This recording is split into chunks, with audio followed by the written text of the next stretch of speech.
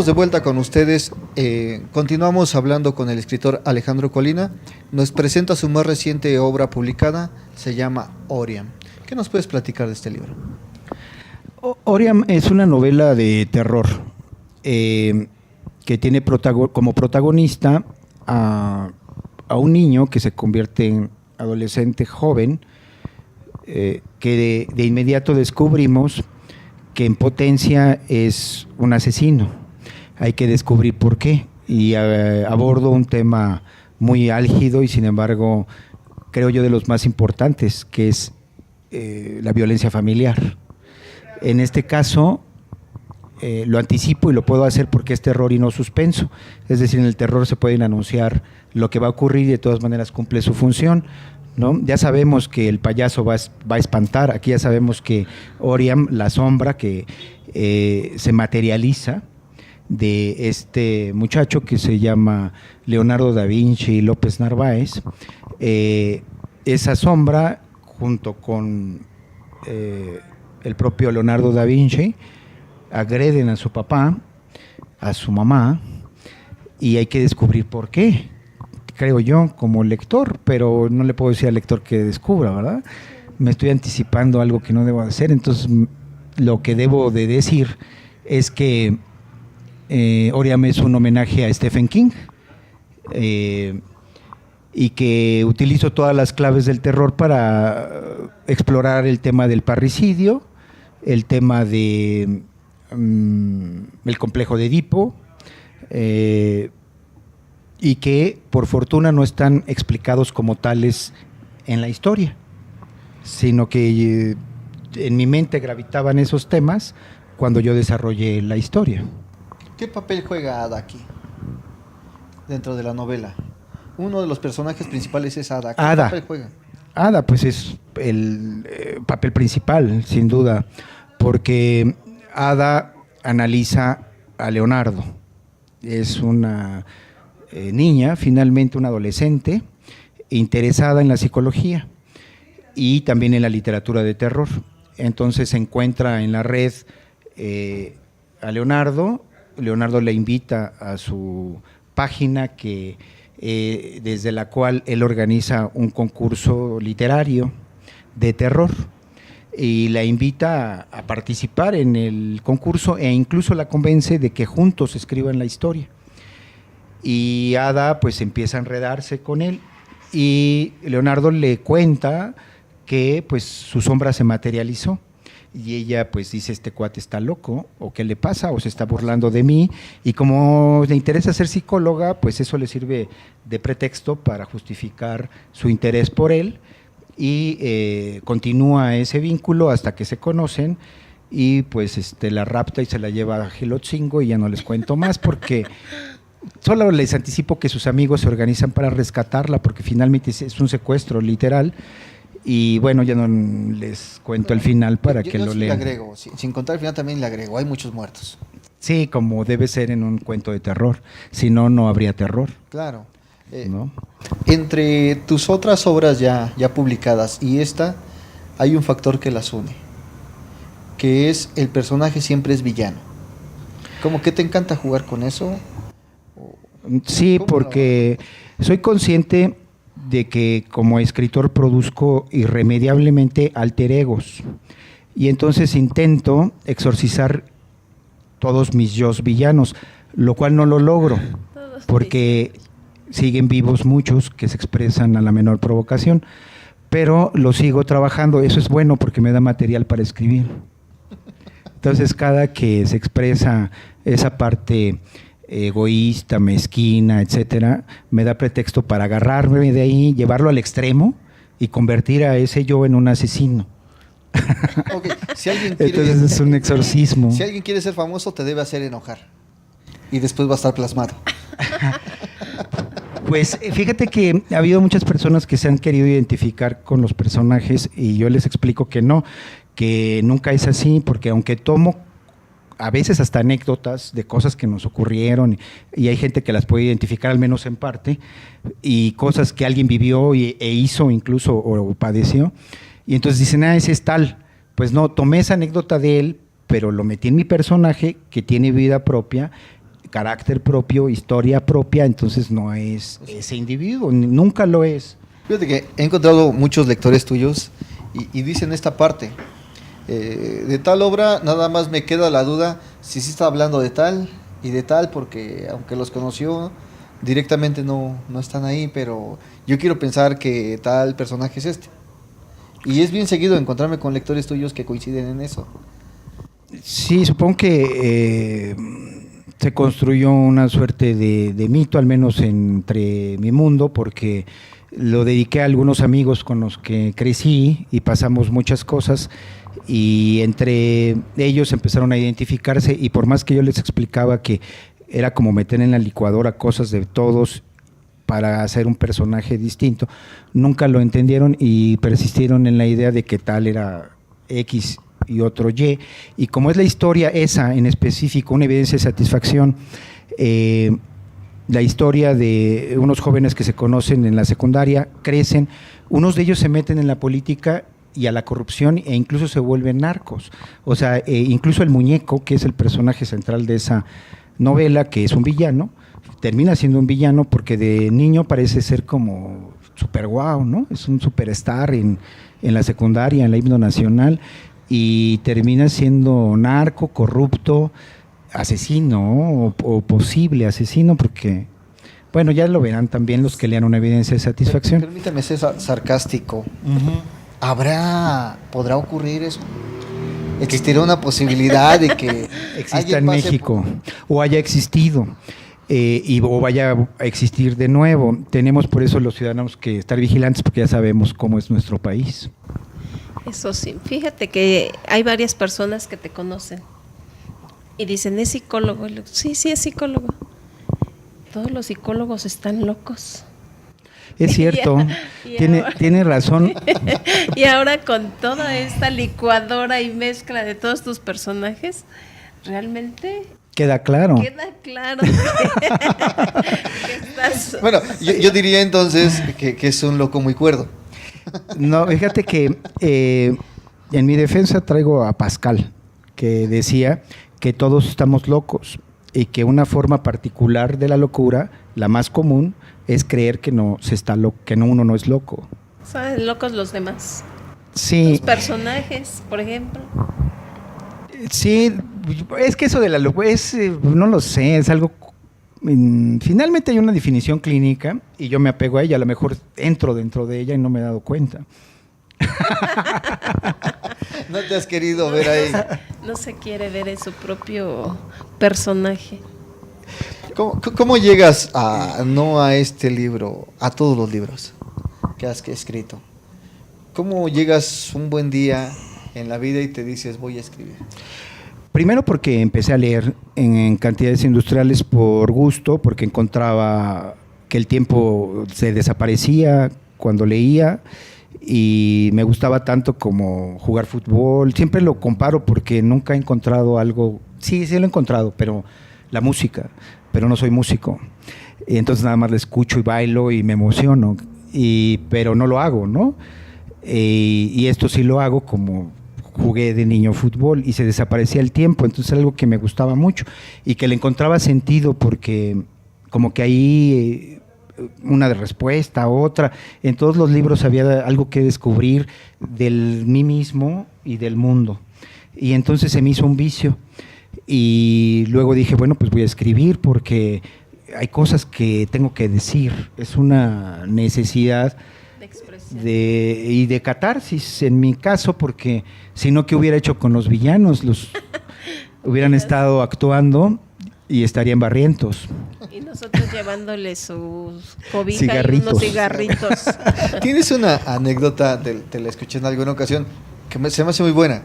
Me decías que ibas a la playa y mientras unos amigos jugaban ajedrez, ¿tú qué hacías y las chicas dónde estaban?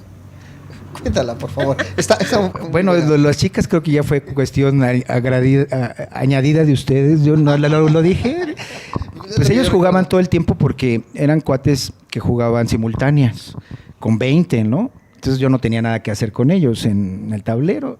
Y pues se ponían a jugar todo el día en la playa. Yo en la hamaca echado leyendo todo el día. Y pues las chicas yo siempre tenía algo que ver al frente, como la encarnación del paraíso, justo saliendo de la playa, es decir, Venus saliendo de la playa. No hay mejor paisaje que ese. Entonces yo era feliz, no sé qué más decirte. Sí, es que contaba que ponían el tablero, ponían su reloj y se aventaban una tras otra partida, y a veces alguien jugando con muchos al mismo tiempo, ¿no? Y él dice, y yo leyendo en la hamaca, o sea, y todos éramos felices. Y las chicas, pues quién sabe, sería buena pregunta saber algo así. Sí, es que de ahí preguntaron, porque comenté esto y dijeron ellos, ¿y las chicas dónde estaban? Pues todas estaban desaparecidas. A lo mejor estaban más felices en otro sitio. Y con alguien más. Ejerciendo su libertad. Bueno, pues muy bien. Muy bien. Ok, este libro es de Ediciones Vega. ¿Qué otra editorial te ha publicado? Empecé con La Torre de Lulio, que era una librería de viejo ubicada en la calle Nuevo León, en la Condesa. Ya desapareció, está a una cuadra del Péndulo. Fue la última librería de viejo en la Condesa antes de esta modernización que finalmente tiene lo suyo y es muy interesante, como la Condesa Antigua tenía también lo suyo, ¿no? Y la cosa es que Agustín Jiménez es un poeta que ganó el premio Aguascalientes y fundó su editorial. Entonces yo llegué ahí con una amiga, le presenté un manuscrito y finalmente lo publicó, una edición pequeña, de la cual ya me queda nada más creo que un ejemplar, que lo tiene mi madre, ya no se lo voy a pedir porque si no lo voy a obsequiar o se va a perder por ahí, porque ahorita me doy cuenta que no tengo ninguno. Iba a traer uno como el primer libro. Después de La Torre de Lulio me pasé a la autoedición en literatura. Entonces publiqué un par de libros por mi cuenta y luego ya con Ignacio Sánchez ya salió Más allá del sacrilegio y Oriam.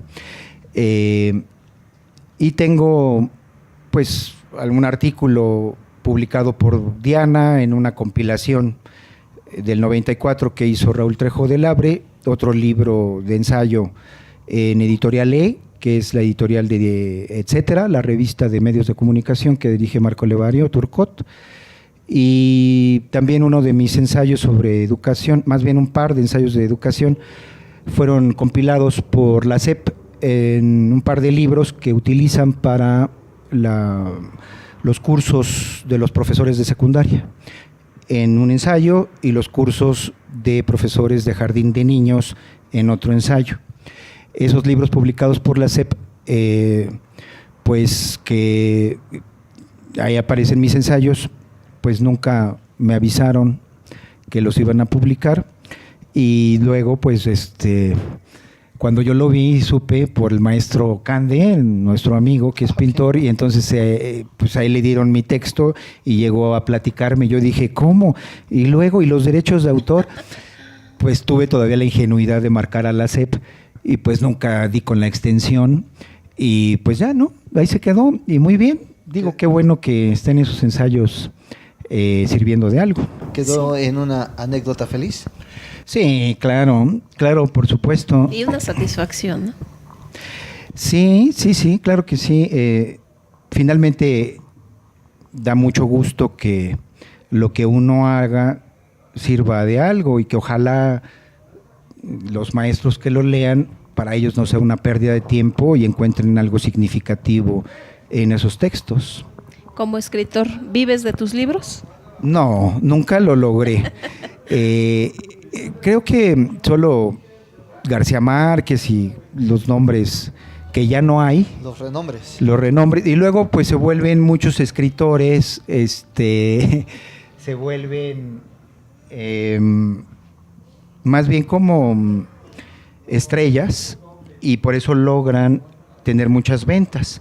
Pero creo que lo que hay que buscar como escritor no es convertirse en estrella, sino expresar lo que uno tiene que expresar, pero con un rigor en la forma.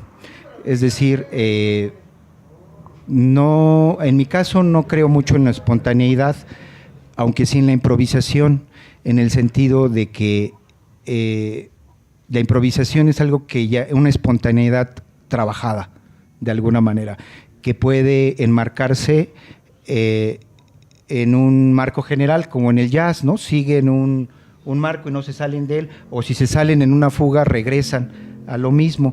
Pero si tú te saliste en una fuga y no regresas al tema, pues entonces ya hiciste algo deforme. Claro. Entonces eso es importante desde mi punto de vista, cuidarlo mucho, porque así le damos sentido al juego, ¿no? Y es un juego en el que todos nos metemos y tiene sentido apegarse a unas reglas, porque esto de la expresión artística tiene que ver con la libertad, pero la libertad requiere reglas que uno mismo se impone. Es decir, la autonomía es auto y nomos. No es alguien que no tiene ley, sino alguien que se impone la ley. Nomos es ley. El que se impone la propia ley, su propia ley. Para ser libres hay que estar sometidos a la ley. A la ley que uno se impone, porque Genera. Tiene una ética, una moral, un aprecio por los demás, etcétera, ¿no? Y por eso uno se comporta como se comporta, ¿no? ¿Y tú qué tan autocrítico eres contigo mismo? Lo intento, me cuesta trabajo como a todos, sobre todo cuando la crítica viene de otro, porque nos hiere el orgullo, ¿no? Y es cuando el ego se pone así, y como que lo tomamos personal, ya me cayó mal o ya le caí mal porque... Hay que bloquearla del Face. Para que ella no diga cosas de mis libros feas. Y no, la verdad es que es enriquecedor cuando uno lo puede ponerse en los pies del otro, porque el otro lo dice por algo, o sea, su lectura es válida en tanto que la está argumentando, ¿no? Sí. En mi caso, muchas veces, por ejemplo, sí encontré lectores conocidos que me decían lo que pensaban del libro y muchas veces yo me daba cuenta que decían cosas de ellos, en el caso de mis amigos, y era como muy interesante ver eso, ¿no?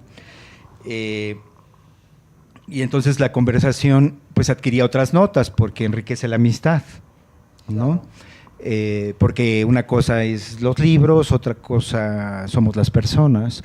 Entonces, los libros es como un trabajo que uno hace. Es como cuando uno juega fútbol y pues, un equipo le gana al otro. Pues no porque me ganaste me voy a resentir o voy a sentir que soy menos. A la otra igual te gano yo. Y es un juego. Hay que tomarlo, creo yo, con un sentido deportivo, pero para mí en esto sí tiene sentido la competencia porque nos hace ser mejores. Si no nos volvemos complacientes y cualquier cosa que produzca, ya digo, es arte, y entonces, pues, al ser todo arte, cualquier cosa que se haga vale lo mismo, y no puede ser así porque lo que tiene más esfuerzo y más verdad, finalmente vale más que lo que se hizo a la ligera. Exacto. Muchas veces está incluso sobrevalorado, ¿no? Hay quien se sobrevalora, hace algo y lo sobrevalora. Sí, se aprecia a veces a los autores más por lo que son como sujetos públicos que por sus obras. Algo que temo me está pasando a mí. Carismático. No, que es desafortunado, porque de veras, de repente platicamos de mis libros, encuentro mucha gente que dice, pues sí, es el que escribe, etcétera, pero encuentro que la mayoría no me ha leído y que me conocen por otras cosas. Claro. Que bueno, es otra cosa. Lo otro. Lo que pasa es que también tu público creo que es muy, muy amplio. Tienes libros muy selectos que no cualquiera los puede leer. Tienes otros libros para otro tipo de público. Entonces, como que también te has adaptado para abarcar distintos públicos. ¿O esa es la pregunta? Sí, ese es parte del ejercicio de autocrítica. En los primeros libros era muy egoísta en la autoexpresión. Entonces no me interesaba. Yo decía, si el lector se aburre de ir al diccionario, buscar palabras que no entiende, pues que no lea. Y, por ejemplo, en Una evidencia fui muy contrastante en las voces, porque era una voz ciertamente barroca por el uso de muchos terminajos, y luego los personajes muchachos hablaban con groserías tal cual hablamos, porque yo sigo hablando así muchas veces, depende dónde me encuentre, ustedes me han oído, y sin empacho puedo decir muchas groserías, como las dije siempre. Y entonces esos personajes chavos hablan todo el tiempo así, entonces un contraste muy fuerte. Pero no me fijaba mucho, sobre todo en el primero, en el lector. Y luego, al ver que había como una diferencia abismal, ¿no? Como una distancia entre lo que yo hacía y mucha gente, pues me di a la tarea de autocriticarme y decir, tengo que comunicarme con esa gente también. Y entonces en Oriam traté de hacer una narración más sencilla, que cualquiera pueda seguir en consideración del lector, autocriticándome, limitándome en mi autoexpresión. Y es una literatura que si te lo decides lo puedes terminar en un par de días. No es tan pesada, ¿no? Sigue una invitación. Carolina nos acompaña porque nos va a leer un cuento de Rosina Conde. Pero la petición que te hacemos ahorita, sobre todo por esos derechos de autor que la SEP no te respeta, es que a partir de la siguiente emisión podamos leer al aire tu obra, Oriam. Si nos das esa autorización, no, claro que sí. Estamos por compartirlas, así lo decides. Si la SEP me plagió, que no me plagien ustedes. Ya y no es permiso. plagio, es lectura. Permiso. Y en eso no se requiere permiso, o sea, es público y okay. para eso es. Entonces la propuesta es básica, generar ahora un audiolibro, ¿te parece? Excelente, muy bien. A partir de la próxima comenzamos con eso. Carolina, después de la pausa continuamos contigo. Claro que sí, muchas gracias.